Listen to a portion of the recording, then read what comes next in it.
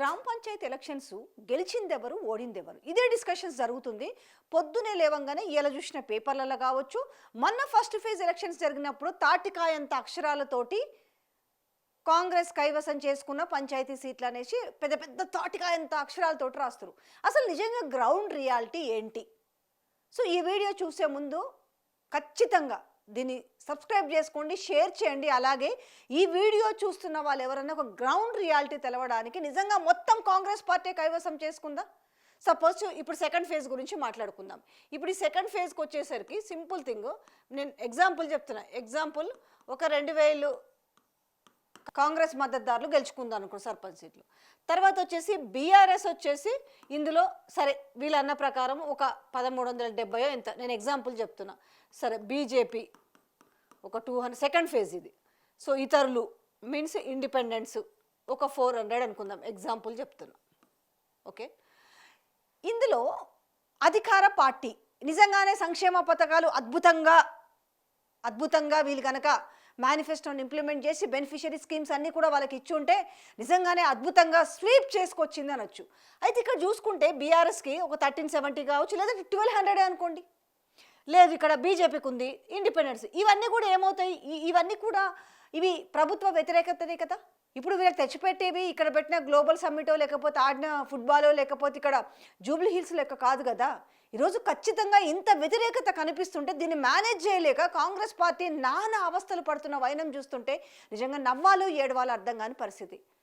ఇంకోటి ఏంది, నిజం చెప్తే తట్టుకోలేని పరిస్థితి. ఇవాళ సోషల్ మీడియాలో చూసుకుంటే ఎక్స్లో కానీ, లేకపోతే యూట్యూబ్లో కానీ, లేకపోతే ఫేస్బుక్లో కానీ ఒక నిజాన్ని కనుక బయటికి తీసుకొస్తే ఆ నిజాలు చెప్తున్న వ్యక్తిని ఏ రకంగా టార్గెట్ చేసి ఆ నోరు మూపించాలనే ప్రయత్నం కూడా చేస్తారు. ఎంత నోరు మూపించినా కూడా వాస్తవాలు అనేవి బయటికి రాకుండా పోవు కదా. ఫర్ ఎగ్జాంపుల్ చెప్తా, సపోజ్ ఇంత బాగా ఉంది, ఇంత బాగా పరిపాలన బాగుందని చెప్పి మరీ ఇందిరమ్మ చీరలు మంత్రులు ఎమ్మెల్యేల భార్యలు కట్టుకొని వచ్చేసి ఇందిరమ్మ చీరలు కట్టుకొని వచ్చినంత మాత్రాన ఇక్కడ ఓట్లు పడతాయా? జనాలు మాట్లాడుకుంటున్న మాటను కూడా నేను ముందుకు తెస్తున్నా. సరే గెలిచింది ఎవరు చూద్దాం. జనగామ చూసుకుందాం. జనగామ అసెంబ్లీ కాన్స్టిట్యున్సీలో ఉన్న గ్రామ పంచాయతీల వరకు చూసుకుంటే మనకు సపోజ్ ఒక 78 గ్రామ పంచాయతీలు ఉండి ఇందులో బీఆర్ఎస్ 40, కాంగ్రెస్ 31, బీజేపీ 4, దాని తర్వాత independence 4. Kagaz Nagar assembly constituency పరిధిలో ఉన్న గ్రామ పంచాయతీలు చూసుకుంటే కనుక ఇక్కడ కూడా మనం చూడొచ్చు. ఇగో ఎన్ని ఉన్నాయి, కాంగ్రెస్కి వచ్చి 25, బీఆర్ఎస్కు 51. అంటే ఇవన్నీ నేను మీకు ఓవరాల్గా చెప్తుంది కూడా ఎగ్జాంపుల్స్ చెప్తున్నా. ఓకే, మీరు అనొచ్చు అదేంటండి మీరు అన్నిటికంటే కూడా కాంగ్రెస్కే ఎక్కువ వచ్చినాయి కదా అని. అంటే ఇక్కడ చావు తప్పి కన్ను లొట్టపోయినట్టుగా అంటారు, లేదంటే గుడ్డిలో మెల్ల అంటారు. నిజంగా రావాల్సిన కాంగ్రెస్ మద్దతుదారుల రిజల్ట్ ఏ విధంగా ఉండాలి వాస్తవానికి అయితే ఇవాళ బీఆర్ఎస్ అనేది యాక్చువల్గా చెప్పాలని అంటే 100, 200లో ఉండాలి కదా. మరి నిజంగానే బీఆర్ఎస్ మీద అంత వ్యతిరేకత ఉండి ఈరోజు పల్లెలలో చూస్తుంటే మీకు అర్థమవుతుంది కదా. మన పల్లెటూర్లలో చూస్తే ఏ రకంగా అసలు ఇండిపెండెంట్లు సంబరాలు కావచ్చు, లేదంటే బీఆర్ఎస్ మద్దతుదారుల సంబరాలు కావచ్చు, చావు తప్పు కన్ను లొట్టపోయి అనే అంశం ఎందుకంటున్నారంటే చాలా సందర్భాల్లో 2 ఓట్లు, 3 ఓట్లు, 4 ఓట్ల తేడాతోటి బయటపడ్డ అంశం ఉంది కాంగ్రెస్ పార్టీది.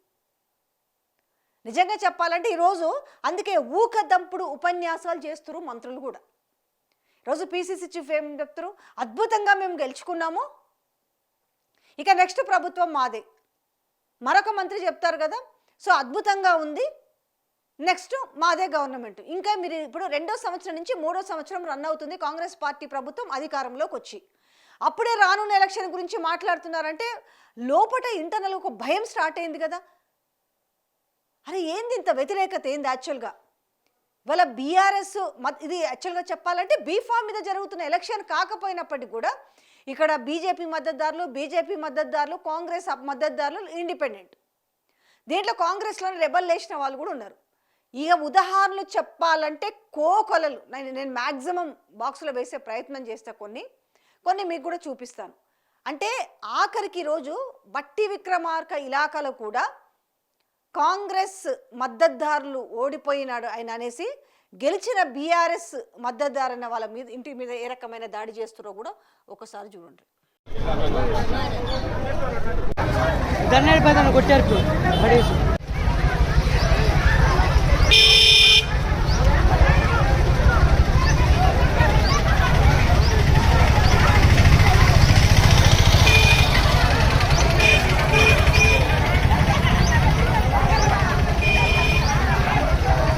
కాంగ్రెస్కి ఓటు వేయకపోతే సంక్షేమ పథకాలు ఏమైతే ఉన్నాయో అంటే సన్నబియ్యం కావచ్చు రేపు ఇవ్వబోయే, ఎందుకంటే ఒకటో రెండో ఇందిరా మిల్లు వచ్చినాయి కాబట్టి మళ్ళీ ఏమో మాకు క్యాన్సిల్ చేస్తారేమో అని అలాంటిది వీళ్ళు భయపెడుతున్న వైనం ఇన్ని మీరు శతవిధాల ప్రయత్నం చేసినప్పటికీ కూడా అంటే ఎన్ని గెలుచుకొస్తున్నారనే విషయాన్ని కూడా ఈరోజు అందరు చూస్తున్న పరిస్థితే కదా.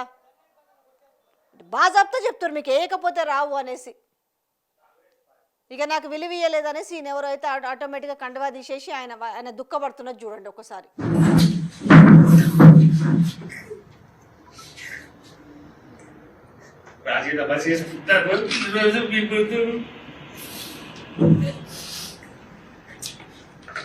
నా ప్రాణంతో సమానం ఉన్న 3 రంగుల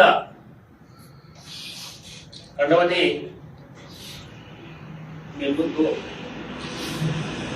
చేస్తా ఉన్నాను.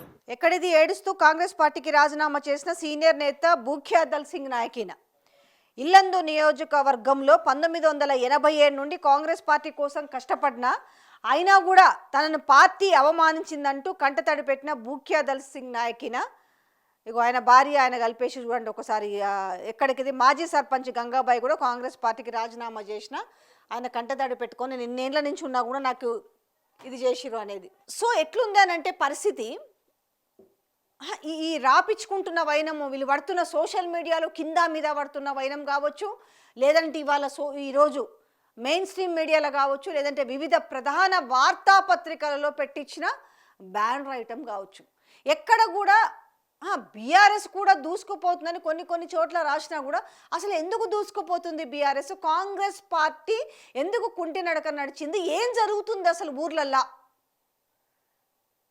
కొల్లలు ఉన్నాయి వీడియోలు, కొల్లలు గ్రౌండ్ రియాలిటీ వాస్తవానికి అది ఏమైనా ఇక్కడ ఒక అంకెలు సంఖ్యలు వేసుకొని సంబరపడుతున్న వైనం చూస్తున్నాము. కానీ ఇవాళ తేట తెల్లంగా అంటే ఎన్ని బెదిరించినప్పటికీ కూడా, అంటే గుండాయిజం జలాయించినప్పటికీ, తర్వాత ఏకగ్రీవాలు చేసినప్పటికీ, ఏకంగా మంత్రులు ప్రాతినిధ్యం వహిస్తున్న వాళ్ళ జిల్లాలలో అదే పరిస్థితి ఉంది, లేదు వాళ్ళ కాన్స్టిట్యున్సీలలో ఓడిపోయిన పరిస్థితి, జడ్చర్ల ఎమ్మెల్యే మాట్లాడిన మాటలు కూడా చూస్తున్నాం అనిరుద్ధ్ రెడ్డి.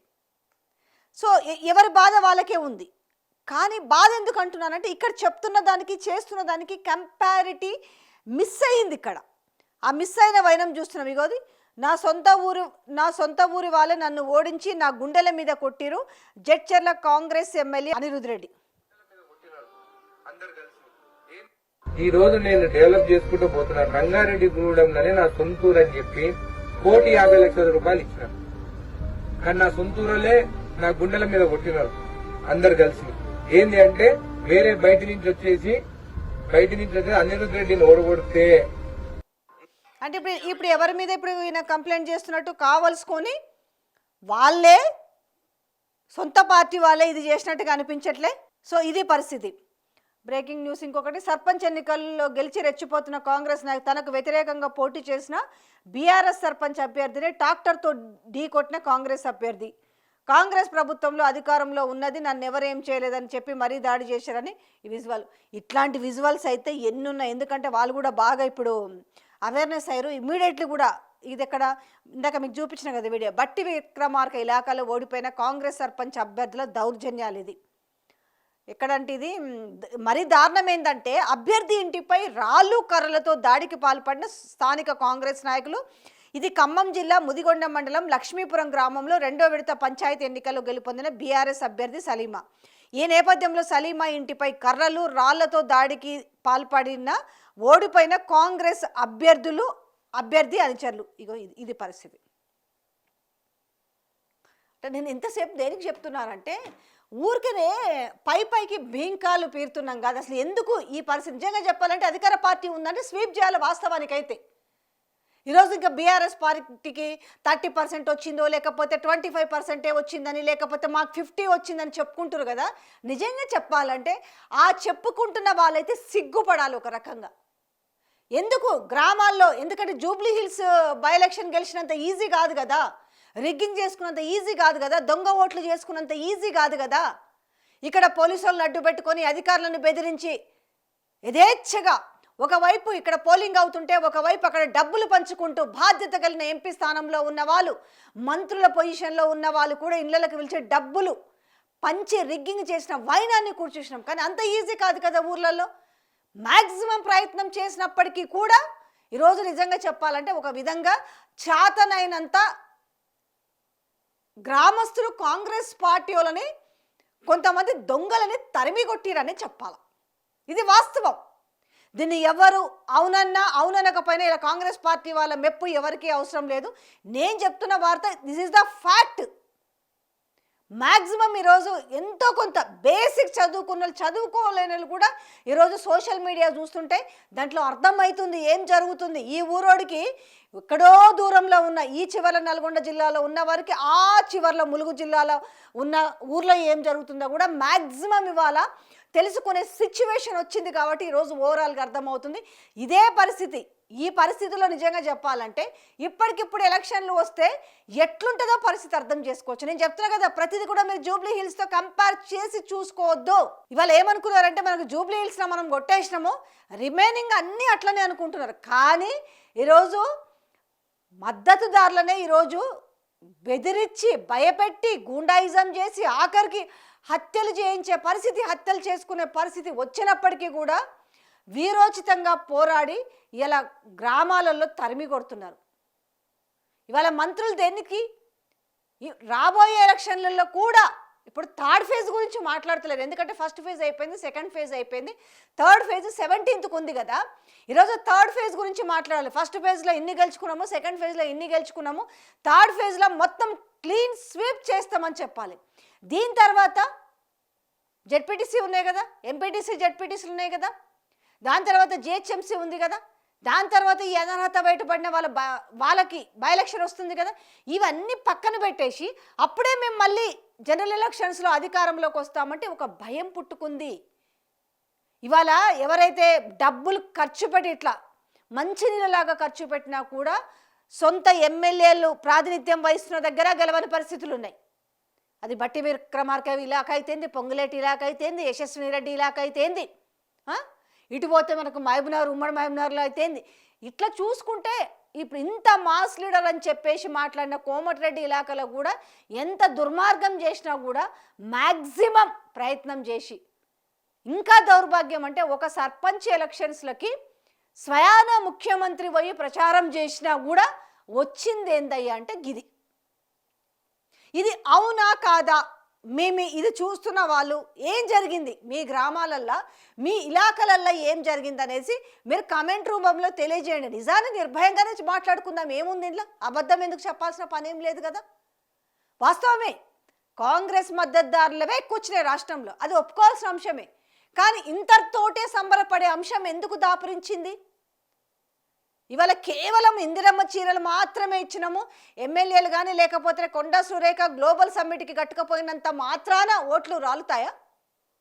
ఎందుకంటే మహిళలకు ఇవ్వాల్సిన 2500 పక్కన పెట్టి, కళ్యాణ లక్ష్మితో పాటు తులం బంగారం ఇస్తామని పక్కన పెట్టి, చదువుకునే పిల్లలకు స్కూటీలు ఇస్తామని పక్కన పెట్టి, 2000 రూపాయలు 4000 రూపాయలు పెన్షన్ చేస్తామని చెప్పి, కౌలు రైతులకు పైసలు ఇస్తామని చెప్పి, అందరికీ రుణమాఫీ చేస్తామని చెప్పి, అంటే ఇవన్నీ ఒక్క ఇందిరమ్మ చీరతో తుడుచుకుపోతుందా? చెప్పండి. నేను మాట్లాడే దాంట్లో కరెక్ట్ ఉందా, పాయింట్ లేదా? ఒక్క ఇందిరమ్మ చీరతో ఇవన్నీ తుడుచుకుపోతాయా? ఏముందండి, ఒక్క నెల ఇప్పుడు మహిళలకి 2500 రూపాయలు ఇస్తామన్నారు. 2500లో ఒక్క నెల పైసలలో పైన 500 తీసేస్తే అయిపోయి బ్రహ్మాండమైన చీర వచ్చే కదా. లేదంటే మీరు పెట్ట గ్లోబల్ సమ్మిట్ ఇన్ని 5 లక్షల కోట్ల పెట్టుబడులు వచ్చినాయని చెప్పగానే ఊర్లో వాళ్ళందరూ పులోమంటూ అందరినీ మరి ఎందుకో ఏకగ్రీవాలు చేయలేదు? ఎందుకు వేలంపాట వేసుకున్నారు? ఎందుకు ఇవాళ ప్రజాస్వామ్యాన్ని కూని చేసి తూట్లు పొడిచి ఇవాళ యాక్చువల్గా ఏం చేయాలి? ఏకగ్రీవం అంటే ఊర్లో ఉన్న వాళ్ళందరికీ అవకాశం ఇవ్వాలి కదా. గ్రామ పంచాయతీ దగ్గర కూర్చోబెట్టి, ఇగో వీళ్ళు ముగ్గురు ఉన్నారు, ఒక్కరిని ఏకగ్రీవం చేస్తున్నాం, మీ అందరూ ఒప్పుకుంటారా? కాబట్టి ఈ ఊరు బాగు కోసం ఇతను ఇక్కడ ఈ గ్రామ పంచాయతీ దగ్గర ఇంత డిపాజిట్ చెయ్యాలి అన్న కనీసం అవకాశం అని ఇచ్చిరా? అది లేదు. ఓ ముగ్గురు ఊర్లో ఎవరైతే పెద్ద మనుషులు అనుకుంటారో వాళ్ళు పెట్టుకొని 70 లక్షలు 90 లక్షలు కోటి రూపాయలు పెట్టి గుడి బాగు చేస్తారని చెప్పి, బడి కూడా కాదు, ఓన్లీ గుడేట, పనికొచ్చే ఏకగ్రీవాలు కూడా కాదు. కానీ ఇన్ని చేసినప్పటికీ కూడా ఏమైంది? ఏ రకంగా నిజంగా ఈరోజు గ్రామాలలో తరిమి కొట్టిండ్రు, తరిమి కొడుతున్నారు అనడానికి ఇవాళ నిజంగా చెప్పాలంటే ఈ పంచాయతీ ఎలక్షన్సే నిదర్శనంగా చెప్పుకోవచ్చు. వీళ్ళలో ఒక భయం మొదలైంది. అమ్మోయ్ ఇప్పటికిప్పుడు కనుక నిజంగానే ఎలక్షన్స్ వస్తే మా పరిస్థితి ఏంది? మొన్న కొంచెం ఉండింది, ఎందుకనంటే జూబ్లీ హిల్స్ ఏమైంది, అధికారులను వాడుకున్నారు, పోలీసులను వాడుకున్నారు, రౌడీజాన్ని వాడినారు, అన్ని వాడి ఏంటంటే మొత్తం ఒక గుంపు అంత మంద వచ్చేసి ఆ జూబ్లీ హిల్స్ దాని మీద పడేసి రిగ్గింగ్లు చేసుకొని దొంగ ఓట్లు వేయించుకొని గెలిచేసిరు. కానీ వాళ్ళ గ్రామాలు అట్లు అరే నిన్న ఈ ఒక దిక్కు గ్రామ పంచాయతీ ఎలక్షన్స్ జరుగుతుంటే మరొక పక్క సమస్యలతో సతమతం అవుతారు కదా. యూరియా కష్టాలు ఇప్పటికి ఇంకా తీరనే లేదు కదా. ఏం చేసిండ్రని యునానమస్గా మీకు క్లీన్ స్వీప్ చేసేస్తారు చెప్పండి? ఎస్, ఎందుకు అంటే వెనకాల అసలు బీఆర్ఎస్కు మద్దతుదారులు ఎందుకు గెలుచుకుంటూ వస్తున్నారంటే కారణం ఇది. బీఆర్ఎస్ మద్దతుదారులే కాదు, ఇండిపెండెన్స్ కూడా ఫస్ట్ ఫేజ్లో ఆల్మోస్ట్ 400 పైగా ఉన్నారు, సెకండ్ ఫేజ్లో ఉన్నారు కదా. మరి ఈ మద్దతుదారుల ఓటు కూడా ఎవరిదన్నట్టు? ఇది ప్రభుత్వ వ్యతిరేకమే కదా. ఇవెందుకు చేసుకోరు? సపోజ్ 1300 బీఆర్ఎస్ మద్దతుదారులు అనుకోండి, ఒక 500 వీలు అనుకోండి, ఆల్మోస్ట్ ఒక 1800 దాకా అవుతుంది కదా. మరి మీ 2000 ఇంకా మీకు అడిషనల్గా వచ్చినాయి ఏముంటాయి చెప్పండి? ఈ లెక్కలు ఎవరు వేసుకోకుండా కళ్ళు దాగిన కోతుల్లాగా చిందులేస్తున్న పరిస్థితి కనిపిస్తుంది. ఎంత దిగజారిపోయింది ఈరోజు రాష్ట్రంలో పరిస్థితి కాంగ్రెస్ పార్టీది అనడానికి ఈరోజు మీకు కనిపిస్తున్న వీడియోలు, మీకు కనిపిస్తున్న అంకెలే నిదర్శనం అని చెప్పొచ్చు.